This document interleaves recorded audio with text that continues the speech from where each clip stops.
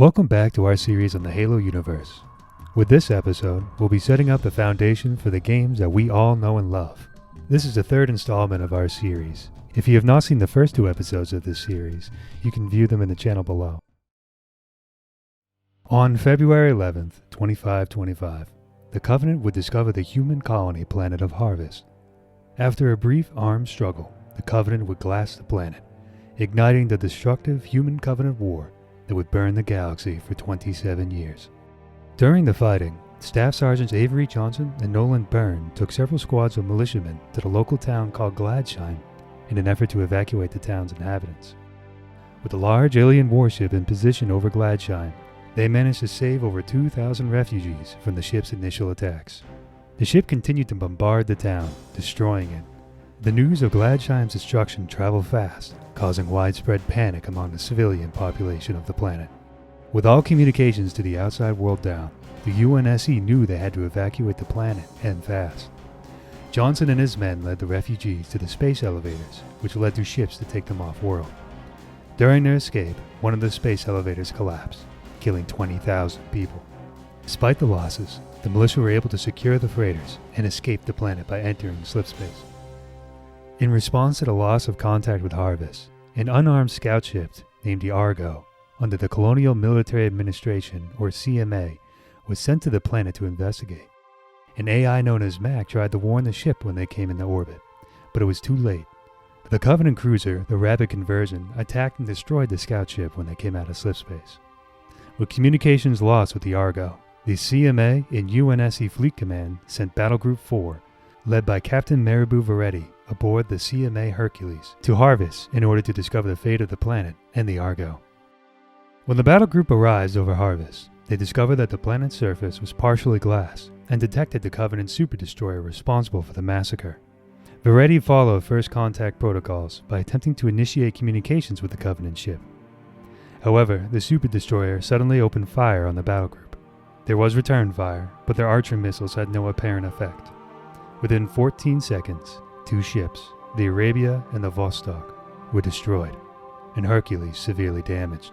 Before fleeing back into slipstream space, the Hercules picked up a transmission in English from the Covenant ship, and has quote, "Your destruction is the will of the gods, and we are their instrument."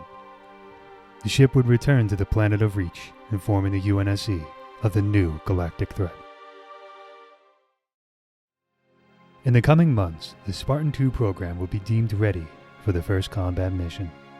Operation Talon. The mission was to be conducted by Blue Team, consisting of Samuel, 34, Linda, 58, Kelly, 87, Frederick, 104, and John, 117.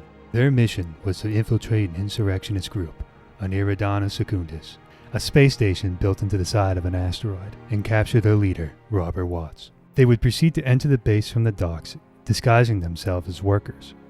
They would intercept Robert Watts, breaching his room and killing his armed personal guard. During the fight, John would be wounded while protecting Sam. Watts would then use this distraction to sneak off into his safe room, sending out a distress call. After Kelly would treat the wound with a self-sealing medicine called Biofoam, Blue Team would regather and breach the safe room. Hearing that there were reinforcements, John quickly stuffed Watts into a sealed cargo crate. Blue Team would then throw the crate off the side of the building and rappel down after it. They pushed the crate onto a tram while being fired upon by Watts' insurrectionists, and they would end up pinned down at the docks. While the rest of the team loaded Watts onto a Pelican ship, Sam set C4 charges around the dock's closed door. When Blue Team was on the ship, Sam would detonate the charges, opening the base to the vacuum of space. Blue Team would use this moment to escape out of the hole that was created, leaving the space station behind. With their mission a success, Blue Team heads back to base. There, all the Spartans are briefed about the new Covenant threat, and their training is accelerated. Within the month, they are fitted with the new Mjolnir Mark IV armor.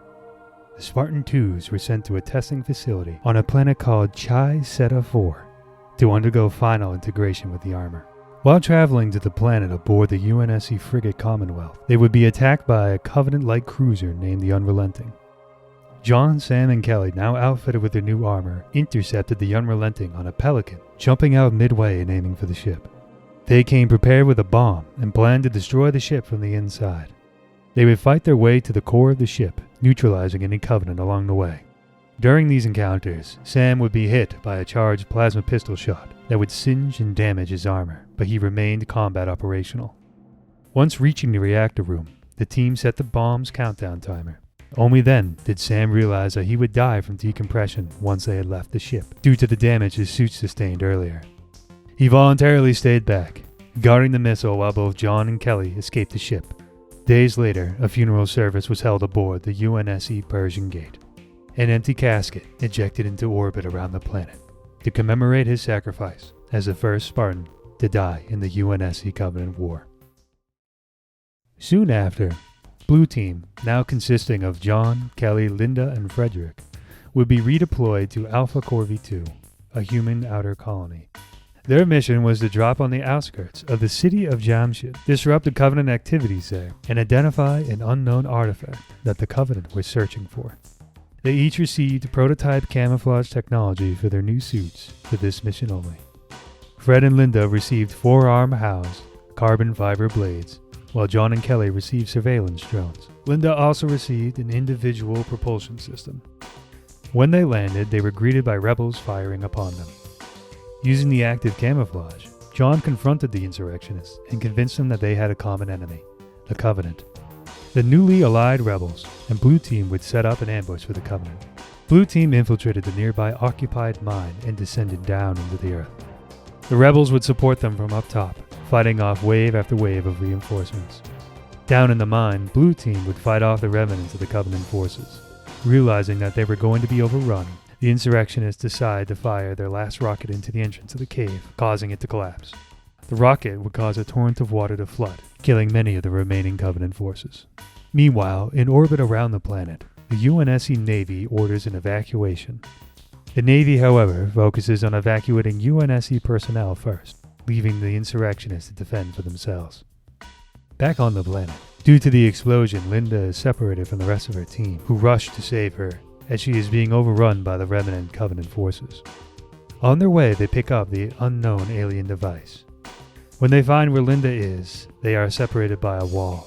Using an MX-8 charge and a plasma grenade, they destroy the obstacle and save Linda. However, during the fight, the alien device was destroyed in combat. The celebration is short-lived as the waterline continues to rise. They manage to escape by swimming out of time. However, the Spartan team would only have a few minutes to reach the new evacuation zone due to the original landing zone being compromised. Fighting to the new landing zone, they become pinned down by hostiles. However, when all seems lost, the surviving rebels appear in a stolen UNSC vehicle and wipe out the remaining Covenant troops. Blue Team would load onto the Pelican, but the insurrectionists were refused access.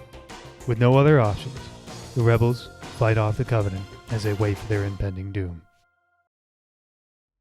On March 1st, 2526, a UNSC Navy fleet, Battle Group X-Ray, led by Admiral Preston Cole, engaged with the Covenant over Planet Harvest. This would start the second battle for the planet. When Battle Group X-Ray arrived over the planet, they detected but one signal, a Covenant super-destroyer. The ships were ordered to fire at will, and they unloaded a Mac-round barrage and hundreds of Archer missiles at their target. All damage was mitigated by the super-destroyer's shields. The Covenant then fired back with its pulse laser turrets and destroyed 2 UNSC destroyers.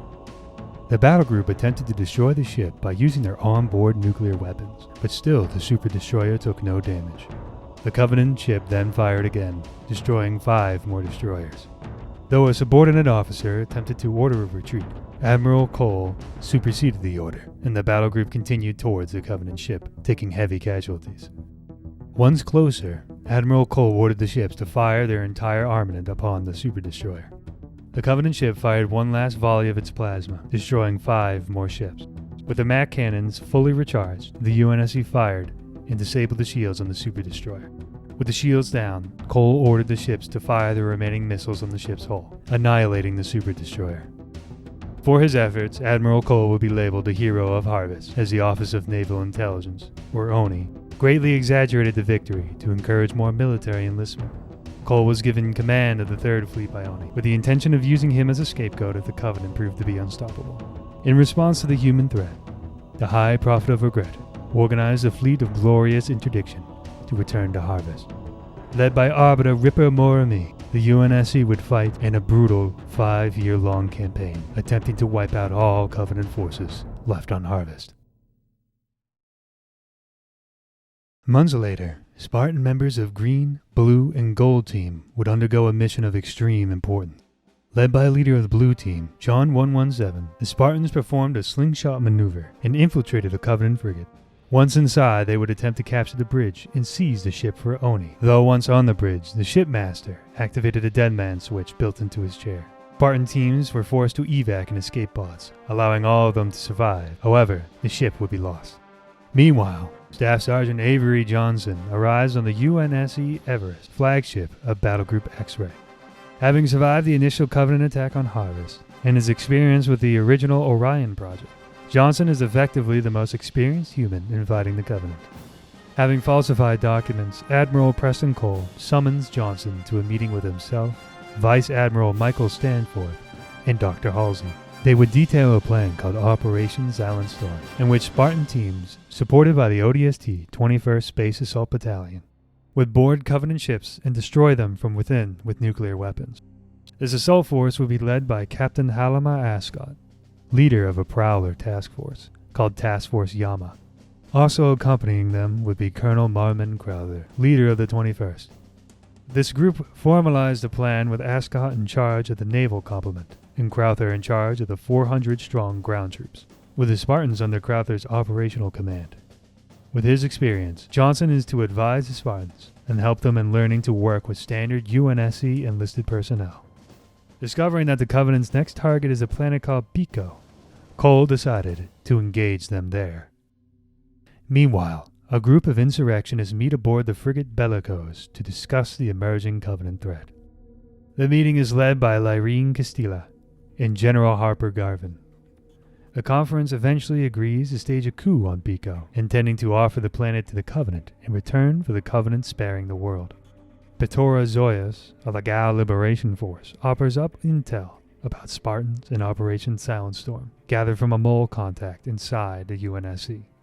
As part of the insurrectionist plot, they agree to alert the Covenant to the UNSC plan at Pico, and, if successful, continue to drip-feed the Covenant intelligence about the UNSC war effort and eventually the location of Earth, in return for their survival. To stage this coup, the insurrectionist factions would contribute their forces in addition with the Pico Independence Army at a base established in an abandoned ice quarry on the beacon moon of Saoba.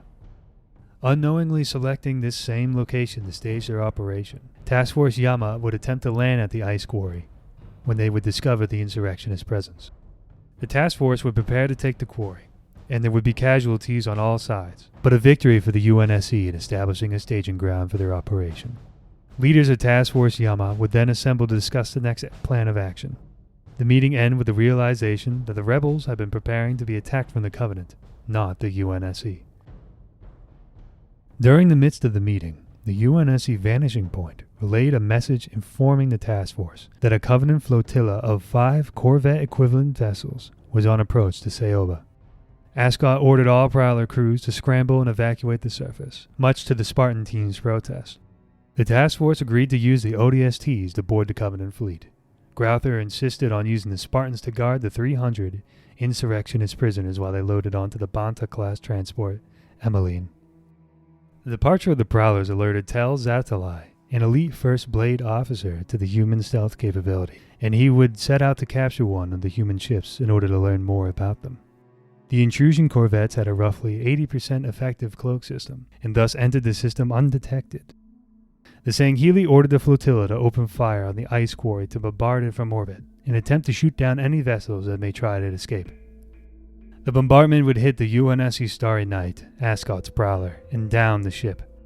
John, realizing that his Spartans were the only ones left in a position to help the downed Prowler, sealed the rebels inside the Emmeline, and set out to assist, recognizing that if the aliens captured the Starry Night, they could learn everything about humanity, including the location of Earth.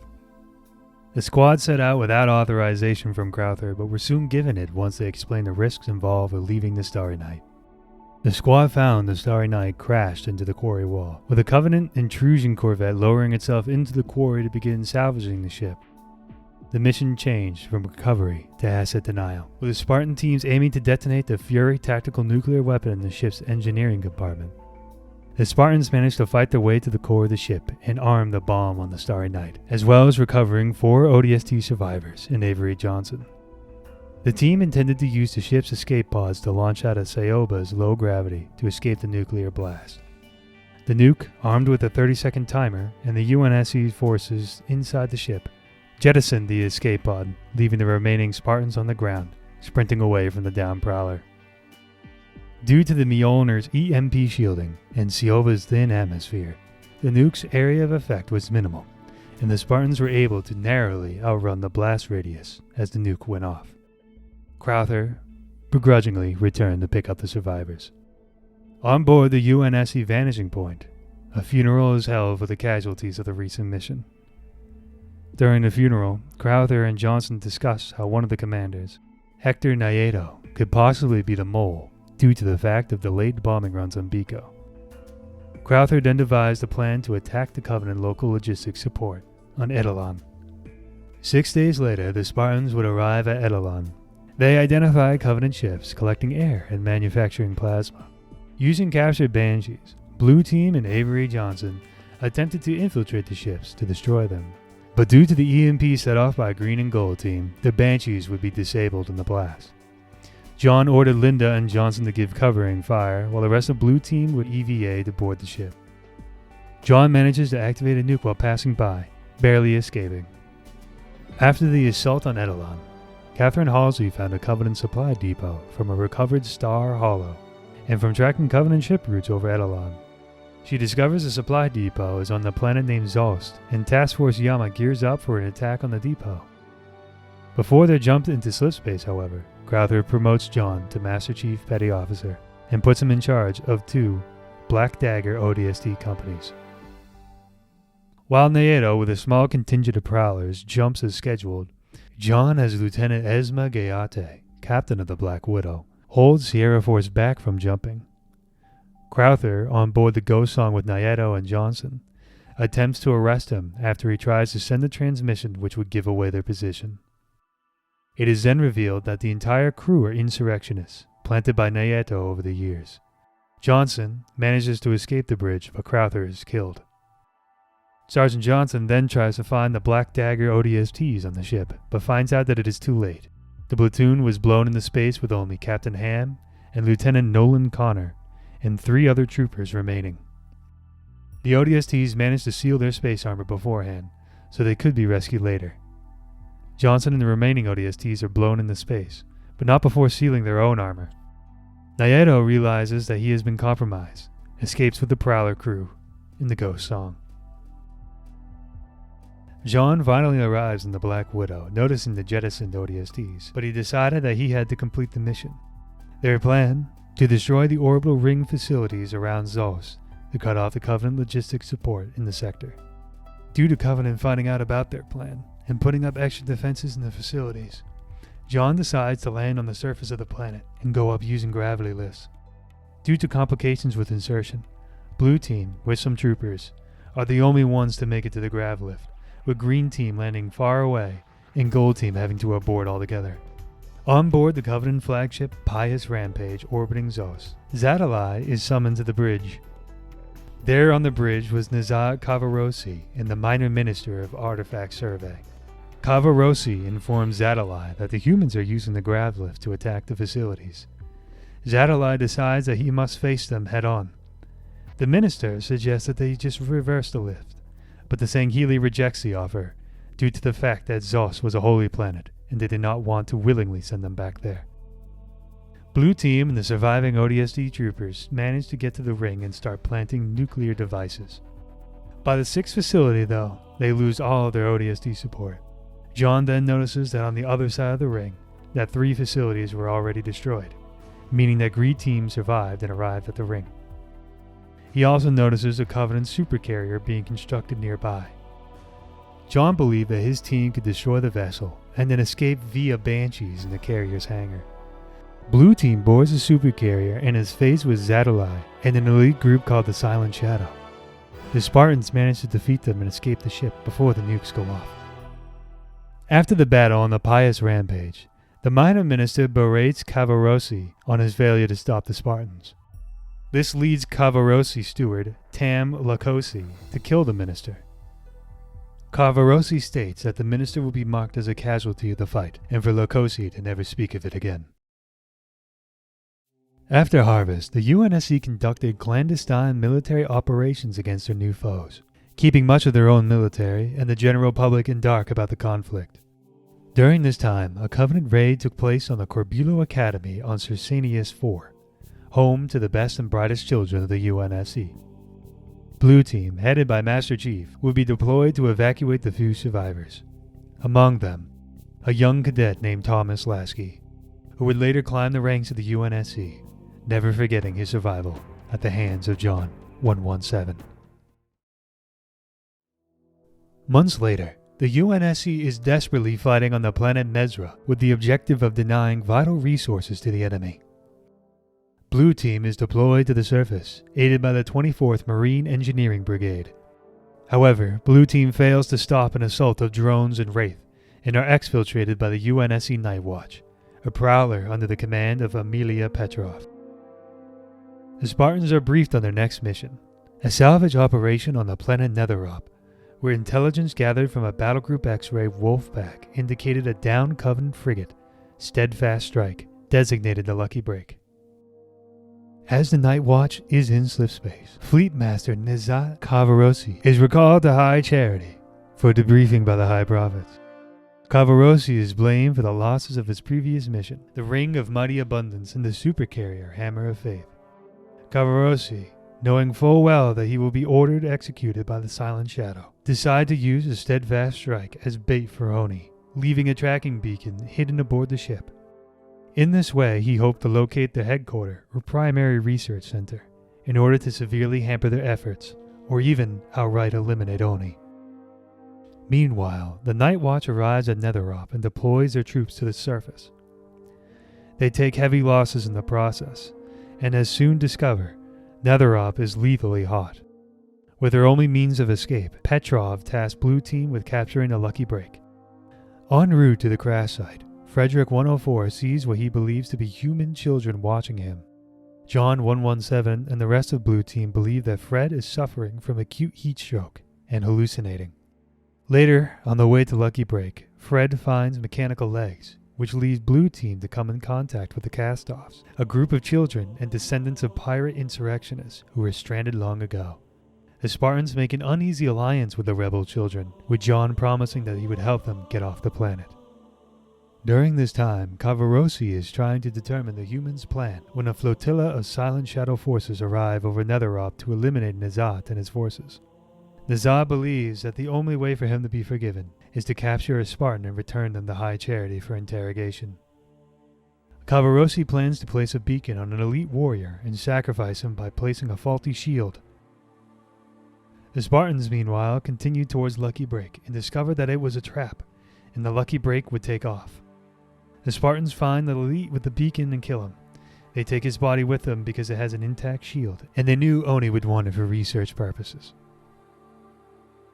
During this time, the Wolfpack orbiting Netherop would engage the Silent Shadow's fleet of Swift Justice and is preparing for departure. The remaining UNSC forces on the surface are instructed to rendezvous at a LZ for evac. However, due to the size of the Pelicans, Commander Petrov offers to stay behind. Unbeknownst to her, Nizat and his subordinates are also marooned by the Silent Shadow. 5 days later, on the UNSC Everest, a court of inquiry hearing is made to find the exact details of the operation on Netherop. In attendance are Admiral Cole, Vice Admiral Michael Stanforth, Dr. Halsey, John 117, 2 Cast-Offs, and 2 members of the UNSC Judge Advocate Corps. The hearing leads to agreeing to sending the Cast-Offs to an insurrectionist planet called Gao, as long as they keep details of their interaction with the UNSC a secret. Thank you for watching this video. Next time we'll be discussing the immediate after effects of the Spartan impact on the war and the Covenant's continued campaign against the humans.